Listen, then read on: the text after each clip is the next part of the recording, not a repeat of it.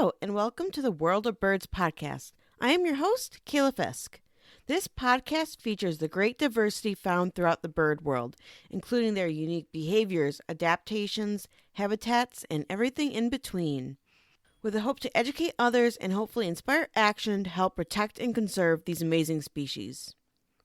One amazing thing about the bird world is its incredible biodiversity. One of the many factors that play into this is their difference in size. So today's topic is going to be a mini episode featuring the smallest bird in the world. The family that this species belongs to contains many of the smallest species in general. Even the largest species in the family only has a wingspan of 8.5 inches, but the smallest of them all is the bee hummingbird. This little bird can be found throughout the Cuban archipelago. It prefers tropical forests where its favorite nectar source, the showy chalice vine, is found. While they can be found in a range of different altitudes, they do seem to prefer the lowlands. Measuring on average only about 2.29 inches long, with a wingspan of only about 1.28 inches, with females being slightly larger than the males, these birds win the title of being the smallest birds in the world.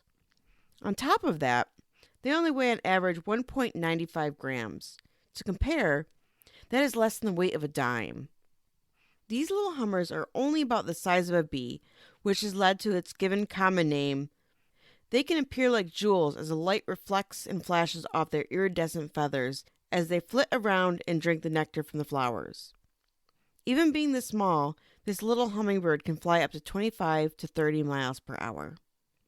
Because of their size, they do tend to compete more so with bees, moths, and other pollinating insects for nectar sources, which is likely an evolutionary trait to avoid competition with other larger hummingbird species. Like other hummingbirds, they are sexually dimorphic, meaning that males and females can be identified by their appearance. Females and immature males have a turquoise-colored body, white belly, with a black bill and feet.